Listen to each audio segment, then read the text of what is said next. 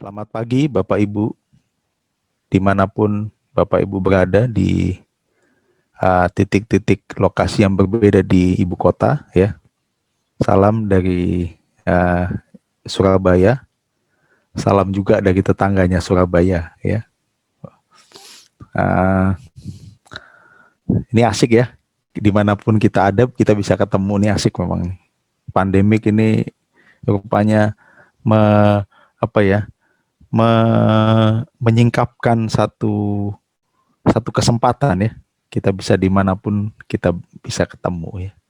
Oke, saudara-saudara, kita akan masuk di dalam pemberitaan firman Tuhan sebagai dasar dari pelatihan yang akan teman-teman jalani bersama-sama.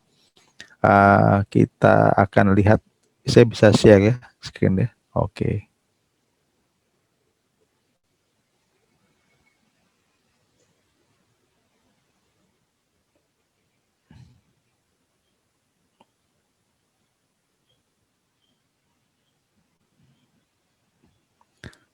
Saya mau bertanya, apakah suara saya jelas dan apa yang dilihat jelas? Jelas, Pak. Jelas, Pak. Terima kasih. Teman-teman, kita baca Alkitab satu ayat ini ya. Dimanapun teman-teman berada, mari kita baca sama-sama, walaupun mute nggak apa-apa ya. Kita baca bersama ayat ini. 1, 2, 3. Barang siapa terbesar di antara kamu, hendaklah ia menjadi pelayanmu. Saya boleh sedikit berbagi tentang satu pengalaman saya waktu latihan kepemimpinan dalam konteks mahasiswa lintas agama. Jadi waktu itu ada beberapa himpunan mahasiswa kumpul, itu lintas agama, dan memang saya tidak membawakan materi tentang kepemimpinan, tapi saya membawakan materi tentang perspektif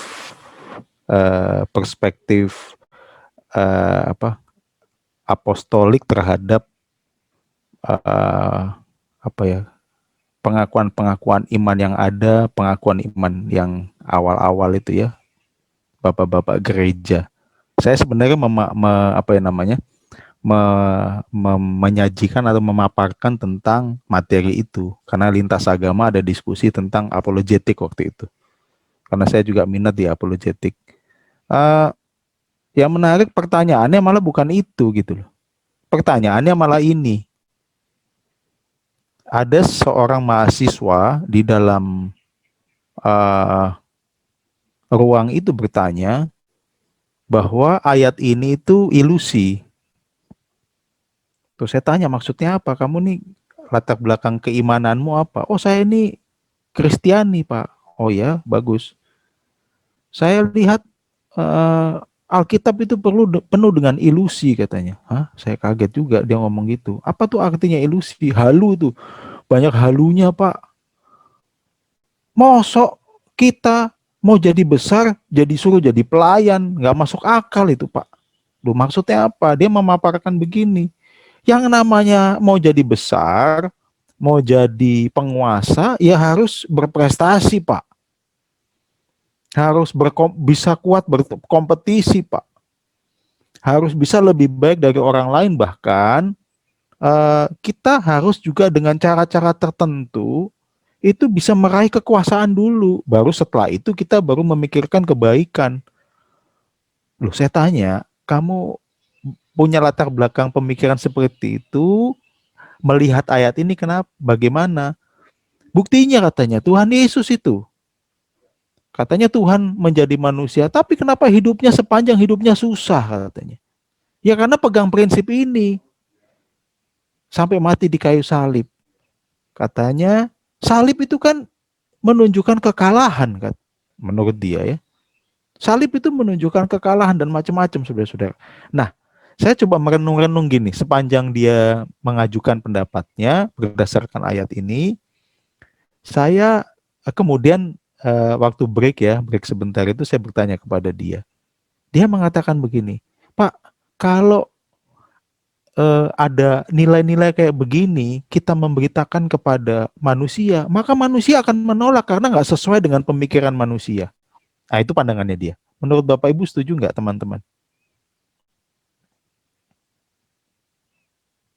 Kalau mau jadi besar, Tuhan tidak melarang kita menjadi orang besar, tidak melarang.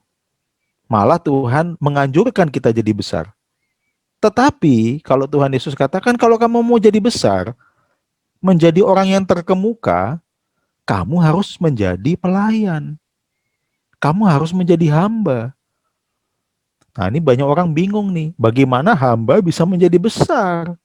Bagaimana seorang yang menundukkan diri dan merendahkan hati itu bisa menjadi orang yang terkemuka? Bagaimana orang yang mau melayani, punya sikap yang humble, itu orang-orang yang malah dihargai dan didengarkan oleh orang banyak. Ini kayaknya nggak cocok sama nilai-nilai dunia ini, Pak. Gitu ya. Nah, saudara-saudara, teman-teman, rekan-rekan pelayanan yang saya kasihi dan Tuhan Yesus kasihi, sepanjang pelayanan saya di tempat-tempat yang Tuhan percayakan, saya meyakini bahwa prinsip ini bukan halusinasi. Prinsip ini bukan ilusi. Malah dari pengalaman saya pada saat saya tidak menghambakan diri saya, hidup saya tidak pernah didengar oleh orang lain. Ketika saya tidak melayani anak-anak saya, sekarang anak-anak saya sudah SMA ya. Jadi malah susah mendidik anak-anak. Saya mau sharing aja ya. Tapi kalau ketika makanya saya mengembangkan satu parenting yang namanya sevenhood parenting. Membentuk anak-anak itu sekarang, terutama anak-anak remaja ya, bukan dengan, betul kata Tuhan, bukan dengan tangan besi, tapi dengan kehambaan. Melayani mereka. Pertama-tama mereka sungkan sendiri. Satu ya, anak-anak itu ya. Waktu saya tanya sama, kamu mau dibikin, papa bikinin kamu apa, kopi atau teh? Anak saya jadi sungkan sendiri. Oh iya, kita nggak punya pembantu rumah tangga, tidak punya ART. Bajumu papa cucikan ya. Terus nanti anaknya jadi sungkan sendiri. Nah, ketika saya melakukan itu, anak saya ikut apa yang saya lakukan. Jadi sebagai seorang bapak, sebagai seorang ayah, memang tidak ada cara yang lebih ampuh untuk membentuk kepribadian, untuk membentuk diri di hadapan Tuhan, selain kita menghambakan diri kita, teman-teman. Apapun bentuknya, apapun wujudnya, tapi prinsip Tuhan Yesus ini bukan halusinasi, bukan ilusi. Tuhan Yesus berhadapan dengan manusia yang keras. Tuhan Yesus berhadapan juga dengan manusia yang sangat sulit. Tuhan Yesus juga berhadapan dengan orang yang sangat sibuk. Tuhan Yesus berhadapan juga dengan orang yang sangat rumit.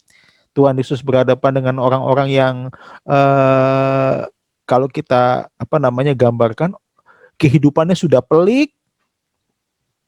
Maka ketika dia menyatakan prinsip ini, menurut saya ini prinsip yang paling tepat untuk membentuk dan mentransformasi kehidupan manusia. Teman-teman, terutama mereka yang SMA, jalanmu sebagai pemimpin ke depan akan Tuhan buka pada saat hatimu mau menjadi hamba dan merendahkan diri di hadapannya. Ya, oke.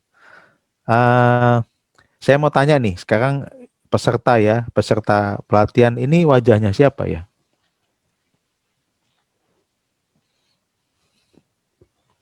Ada yang tahu?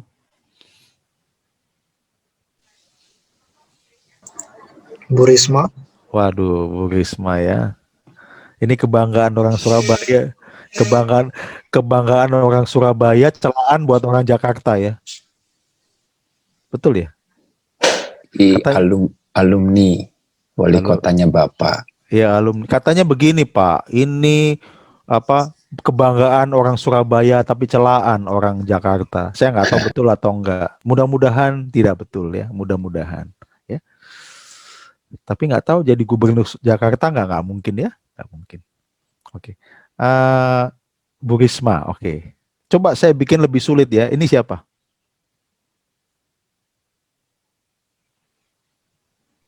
Pak Jokowi. Waduh, kok bisa tahu ya? Padahal saya ambil potong setengah nih. Ini Jokowi lagi ngapain ya? Divaksin. Ini Vaksin. viral ya, divaksin. Wah, itu jadi bahkan di Eropa ini jadi trending topik, saudara-saudara. Luar biasa ya. Satu move seorang penguasa, seorang presiden itu bisa menggerakkan semuanya. Ya, sampai saudara tahu ya, gara-gara Jokowi disuntik ya, itu jarum suntiknya itu dan apa namanya media nyuntiknya itu kemudian jadi viral di kalangan medis. Saya dengar dari beberapa dokter di Surabaya. Ya, itu beli di mana? Itu apa mereknya gitu loh, teman-teman. Jadi pergerakan satu orang yang terkenal ya, apalagi Pak Jokowi itu, waduh, bisa meluas kemana-mana. Itu pergerakan satu orang yang itu ya berdampak ya. Kalau dia makan di satu tempat ya, ini kalau teman-teman dia pergi kemana-mana kan ke Bali, Jokowi kalau Jokowi makan di mana nih? Kalau Kaisang makan di mana nih? Gibran makan di mana nih? Kan gitu ya. Tempatnya Gibran dan Kaisang makan di Bali pasti akan jadi rujukan. Wah itu jadi gini, pergerakan semua pergerakan orang-orang terkenal itu menjadi apa ya namanya? Bukan hanya menjadi viral, tapi menjadi semacam jalur atau jalan bagi banyak orang. Ya, saya mau tanya nih siapa? Ya pasti tahu nih yang suka nonton nih.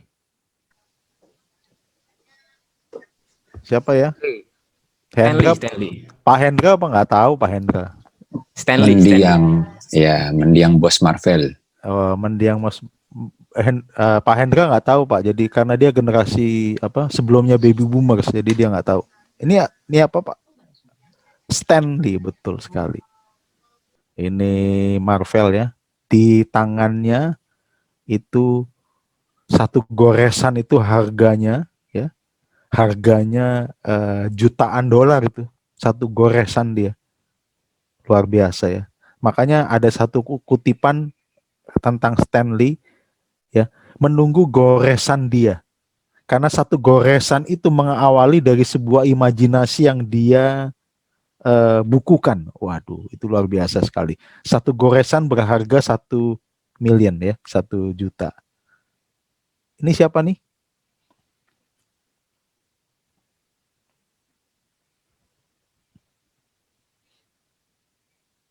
Ayo, ini adik-adik nih yang suka basket ini pasti tahu nih. Siapa nih?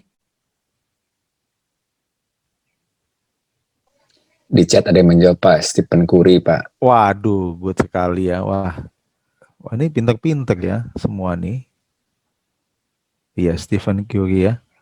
Dia rekornya baru dipecahkan kemarin, 3 poinnya oleh Mitchell ya, seorang uh, pemain basket dari Utah ya. Baru kemarin dipecahkan setelah beberapa tahun. 3 poinnya ya. Oke, ini yang terakhir. Siapa ini? Teresa. Apa? Bunda Teresa. Waduh.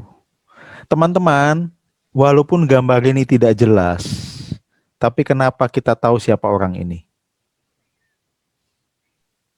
Karena tanpa disadari, mungkin mereka ini juga menggoreskan satu memori dalam kehidupan kita.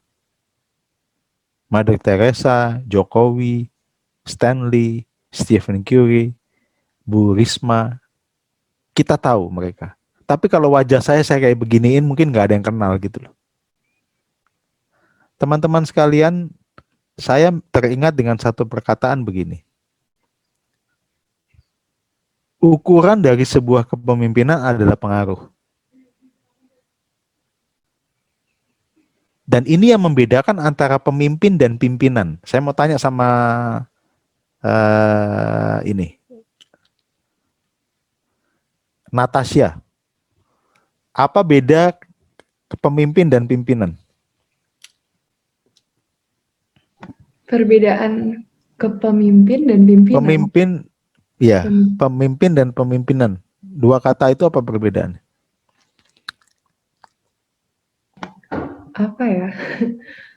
Kalau pemimpin tuh bukan kayak Apa ya? Kalau pemimpin tuh bukan kayak bos gitu, bukan sih. Kalau pemimpin kayak Oke, nuntun gitu. oke. Kamu nih pemimpin atau pimpinan? Hmm, pemimpin? Oke. Waduh, sudah selesailah hari ini kita tutup dalam doa dah. Udah jawab, udah ngerti kok. Ini bedanya pemimpin dan pimpinan. Pimpinan tuh selalu bicara tentang satu struktur. Di dalam konteks struktur, saya pimpinan dari sebuah perusahaan, gitu kan? Itu pimpinan. Nah, pemimpin tidak perlu ada di dalam struktur. Pemimpin adalah orang yang menggerakkan sesuatu tanpa harus ada jabatan. Dan pemimpin itu ukurannya apa? Ketika dia memberikan impact atau pengaruh. Ya, jadi ukuran dari sebuah kepemimpinan itu adalah pengaruh. Tapi ukuran dari sebuah sebuah konteks pimpinan adalah apa? Jabatan. Semakin jabatanmu tinggi, berarti kamu punya kepimpinan yang tinggi. Atau kamu menjadi pimpinan yang tinggi, betul ya? Tapi kalau ukuran kamu punya kepemimpinan, itu ukurannya apa? Seberapa besar pengaruhmu? Banyak pimpinan bukanlah pemimpin, teman-teman. Karena dia punya jabatan, tapi dia tidak punya pengaruh apa-apa. Ada dan tidak ada, sepertinya tidak ada. Ya, sepertinya ada di mana-mana, tapi tidak ada di mana-mana. Jadi saudara-saudara, disinilah pentingnya kita merenungkan. Saya ini pimpinan atau pemimpin. Banyak orang merebut pimpinan, jabatan pimpinan, tapi sebenarnya hatinya bukan hati pemimpin. Ya, maka buat konteks anak-anak generasi alfa ya, generasi alfa sekarang, kata besar itu atau kemuka itu sangat berhubungan dengan menjadi influencer supaya banyak followers dan banyak subscribers. Sekarang konteksnya itu. Maka kalau mau menjadi pemimpin dalam konteks sekarang, untuk anak-anak konteks sekarang, itu bagaimana dia bisa masuk di dalam dan menjadi viral. Saya mau tanya nih, apa arti kata viral?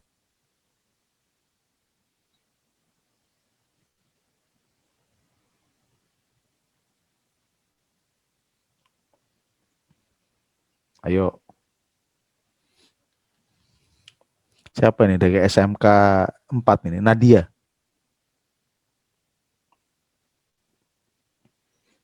Apa arti kata viral? Kan sering kita pakai nih. Menurutmu apa nih? Aku share Ya, Nadia. Apa? viral tuh kayak terkenal banget. Terkenal banget. Oke. Ya, itu maknanya. Kalau menurut Vivi, viral ini berasal dari kata apa? Bahasa Inggris. Ya.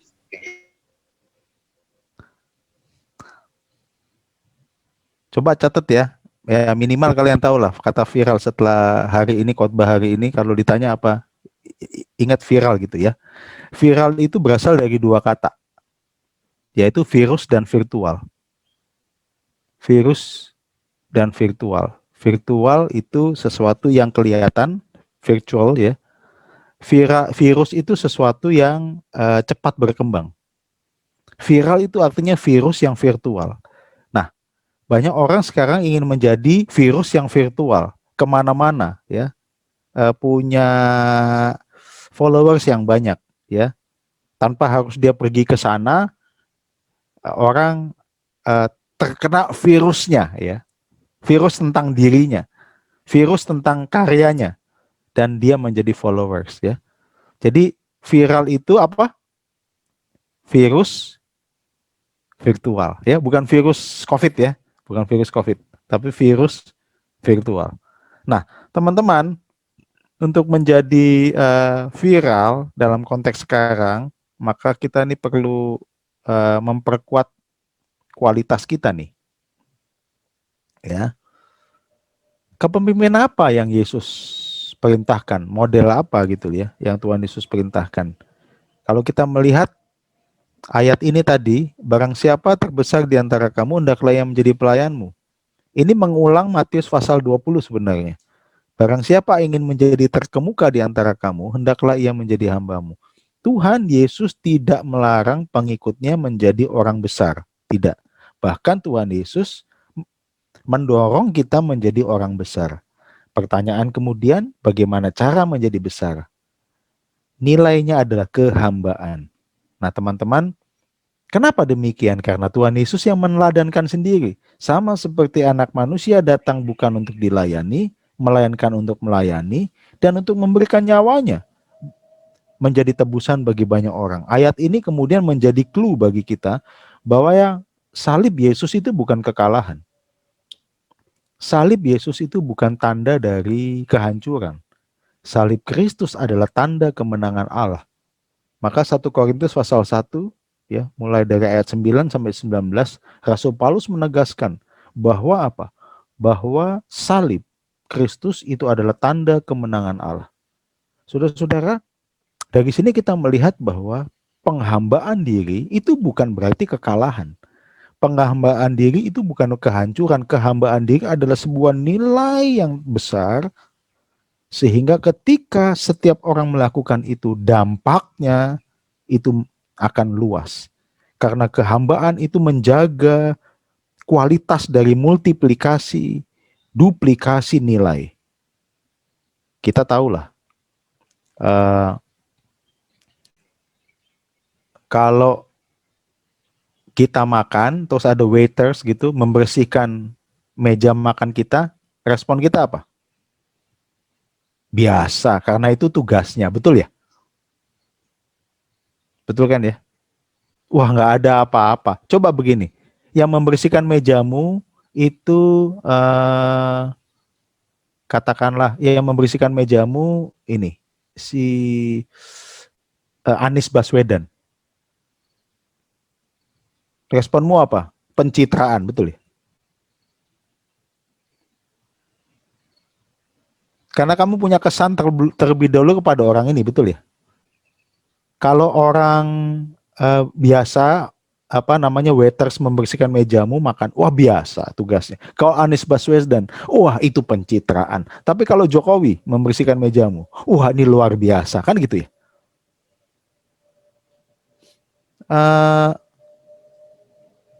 Saudara-saudara, ketika kita melakukan pelayanan, saya nggak tahu apa yang dipikirkan oleh temanmu, oleh gurumu, oleh pembimbingmu. Pencitraankah? Biasakah? Atau ini merupakan sebuah atau satu langkah yang inspiratif? Itu jadi viral tuh. Waduh, Jokowi bersihin meja. Yang kemarin sungkem sama mamanya pas sebelum mamanya meninggal itu ya. Waktu lebaran sebelumnya, wah itu jadi viral. Ketika Jokowi itu nyium kaki mamanya, waduh viral sekali ya. Menunjukkan kesantunan, kesolehan seorang anak. Wah, mana-mana tuh ya kisahnya ya. Padahal ya biasa aja tuh. Tapi karena dia seorang pemimpin, dia melakukan itu jadi inspiratif. Bayangin teman-teman, ketika kita melayani tanpa pamrih, dengan tulus, tanpa pembuktian, tanpa cari pengakuan, kita melakukan sesuatu. Bukan hanya manusia loh yang bangga, tapi Tuhan itu bangga loh. Maka saya katakan ayat ini bukan untuk membuat engkau berkompetisi menjadi hamba supaya kamu dikenal oleh orang, supaya nama kita makmur, wah ini luar biasa nih ya, seorang Sandi, seorang Hendra, seorang Natasha, wah ini luar biasa ya, rendah hati, humble. Bukan itu saudara-saudara. Tuhan Yesus menegaskan ini supaya kita tahu ini teladan dari Tuhan Yesus. Jadi inilah nilai yang harus kita pegang dan kita hidupi. Karena apa? Ini keteladanan dari Tuhan Yesus sendiri. Untuk kita melayani Tuhan, berdampak bagi manusia, kehambaan itu mutlak dibutuhkan. Nah, teman-teman, kenapa sih pemimpin itu penting? Dan kenapa sih kehambaan menjadi nilai dari kepemimpinan? Karena ada satu tujuan dan misi Tuhan. Ya. Itu berarti isunya begini, mengapa kita membutuhkan pemimpin? Kita membutuhkan pemimpin itu karena ada goal. Dan pemimpin adalah seseorang yang membawa orang untuk mencapai goal. Seperti kita juga berjalan menuju goal itu. Jadi, saya adalah seorang pemimpin. Kenapa? Saya seorang pemimpin karena saya membawa orang untuk bukan kepada saya.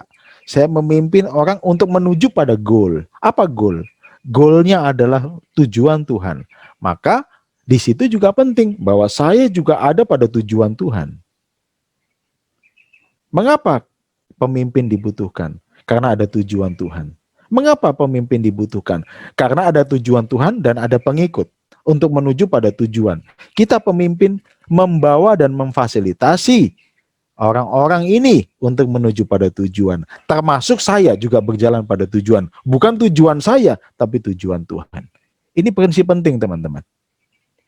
Penatua juga demikian. Pendeta juga demikian. Pengurus di gereja juga demikian. Kenapa saya melayani? Saya melayani harus punya kepemimpinan, betul. Kenapa kepemimpinan penting? Karena ada tujuan Tuhan. Saya sebagai pengurus, saya membawa anggota, membawa jemaat untuk berjalan menuju pada tujuan Tuhan. Seperti saya juga menuju pada tujuan itu.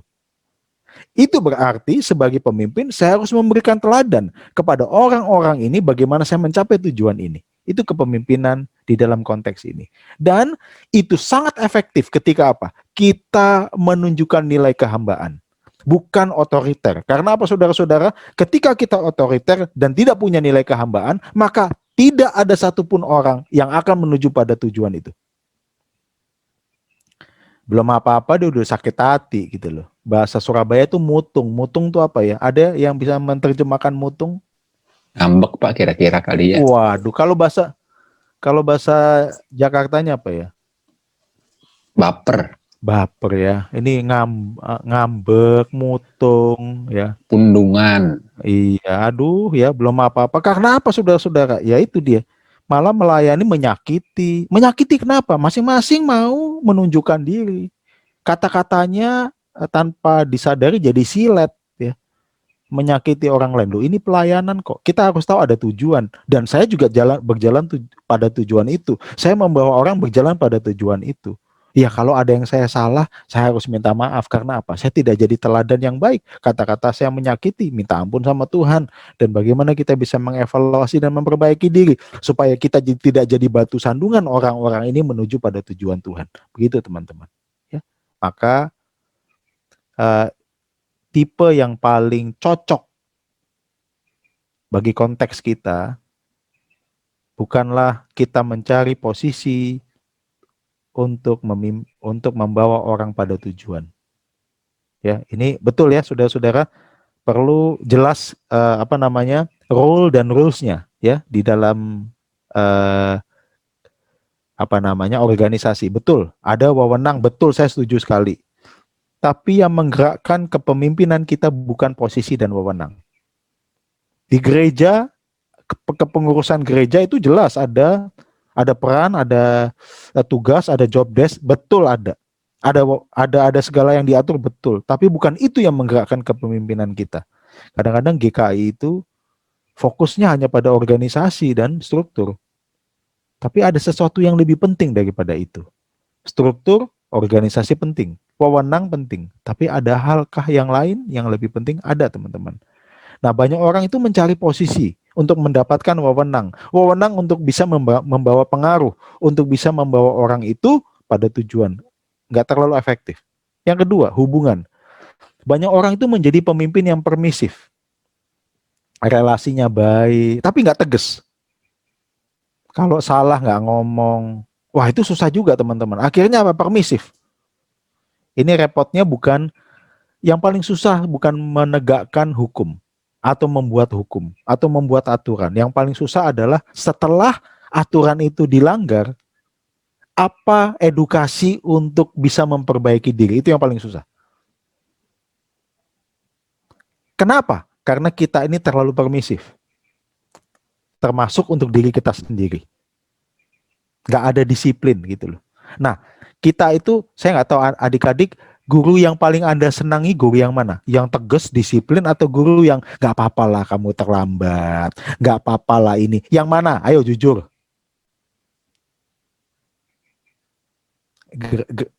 Ayo jujur. Dorothy, ayo jujur sama saya. Bisik-bisik aja sama saya, kan ini Zoom. Kamu suka guru sama guru yang kayak gimana, Dorothy?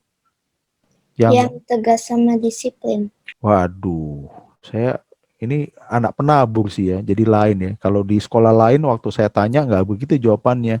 Wah betul lah, bersyukur ya penabur. Mungkin penabur yang lain ya, yang waktu itu jawab saya ya. Jadi suka guru yang nggak apa-apa Pak, ini nggak apa-apa Pak, itu nggak apa-apa Pak, ini nggak apa-apa Pak ya. Yang pokoknya cincai gitu loh. Ini cincai, itu cincai, ini cincai ya. Ya, tapi itu tidak menggerakkan orang. Teman-teman, ada orang yang menggerakkan karena hasil. Ada orang menggerakkan karena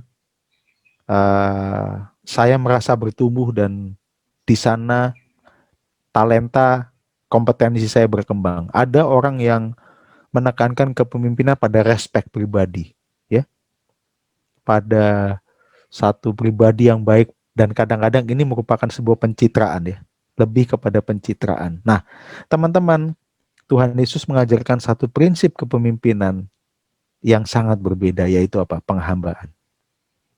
Karena hanya penghambaan yang bisa membawa kepada inspirasi kehidupan.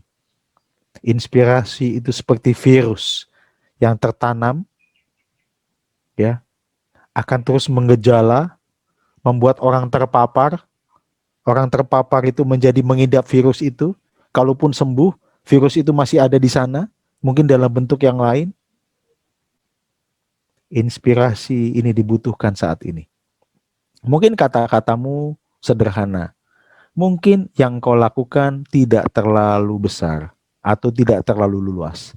Tapi apa yang kau lakukan dengan hati yang tulus, hati seorang hamba, itu akan membawa inspirasi bagi orang lain. Minimal satu orang melihat kehidupanmu, mereka terinspirasi.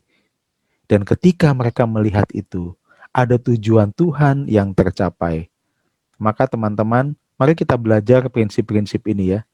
Kita lebih setia, kita lebih membangun teamwork, kita lebih rendah hati, tidak puas diri. Ini nilai-nilai kehambaan. Kita mau menerima orang lain, kita mau memberi yang terbaik, tidak mudah menyerah. Hatinya peka terhadap orang lain, ya. Tapi bukan hatinya peka untuk terus menyimpan rasa sakit, bukan. Dia mau mengambil resiko. Kadang-kadang seorang hamba harus ambil resiko. Dia mau mengevaluasi diri kalau ada orang yang memberikan masukan. Ini nilai-nilai kehambaan, dan nanti nanti akan dilatih ya. Di dalam pelatihan ini kalian akan belajar prinsip-prinsip ini. Ini prinsip GKI ya. Ini dimasukkan dalam prinsip-prinsip GKI di dalam karakter ya. Mari kita belajar, walaupun ini tidak bisa sempurna kita, tapi kita mari bertumbuh. Bertumbuh dari hal-hal yang kecil aja. Ya, nanti buat proyek ketaatan ya. Tuhan, saya mau bertumbuh dari komitmen, kualitas komitmen seperti ini menuju komitmen seperti ini. Dan teman-teman, Anda lemah di mana? Kalau Anda lemah di mana, nggak apa-apa. Ayo kita belajar sama-sama untuk meningkatkan diri. Ya, sedikit demi sedikit, tiap hari, tiap sifat, Yesus mengubahku. Dia ubahku. Ya. Ketika kita bertumbuh, membangun hidup sebagai hamba, maka hidupmu akan menjadi inspirasi. Dan saya mau menutup dengan perkataan ini. Tuhan pada waktu tertentu, demi tujuan tertentu, memanggil orang tertentu, dengan karunia tertentu, untuk misi tertentu, dan untuk pengaruh tertentu. Tuhan tidak memanggil orang pada semua waktu demi banyak tujuan, memanggil banyak orang dengan karunia yang besar, yang melimpah, untuk misi yang banyak dan pengaruh yang banyak. Enggak, dia akan memilih spesifik. Maka masing-masing kita punya potensi untuk jadi pengaruh. Ya, pengaruh itu akan besar tidak melalui kehidupanmu ketika engkau membangun nilai kehambaan. Dan kita bertumbuh. Ya, bertumbuh makin serupa dengan Kristus seperti nilai-nilai ini. Mari kita berdoa.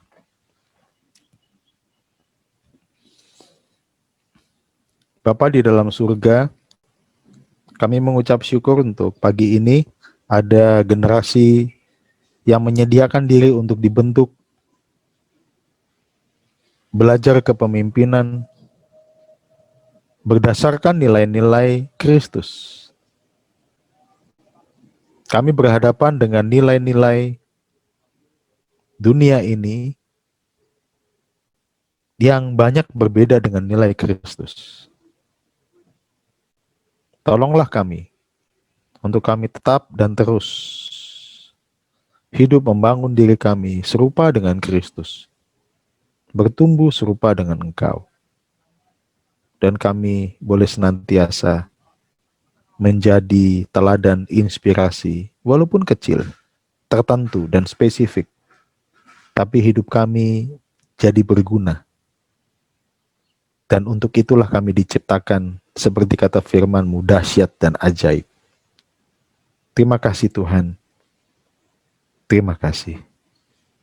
Di dalam nama Tuhan Yesus, kami berdoa. Saudara-saudara, mari kita arahkan hati kita kepada Tuhan.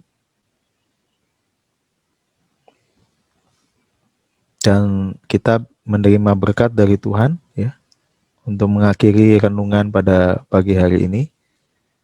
Mari kita arahkan hati kita kepada Tuhan dan menerima berkat Tuhan.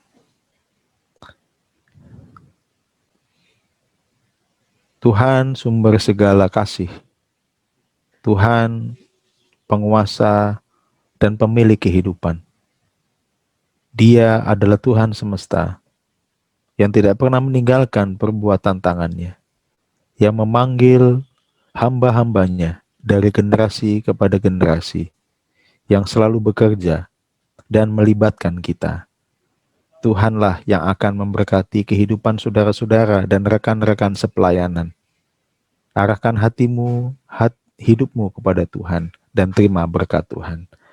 Kasih karunia damai sejahtera, penyertaan dan perlindungan, kuasa dan kekuatan dari Allah Bapa, Putra, dan Roh Kudus menyertai hidupmu sekarang, seterusnya, sampai sepanjang masa. Amin.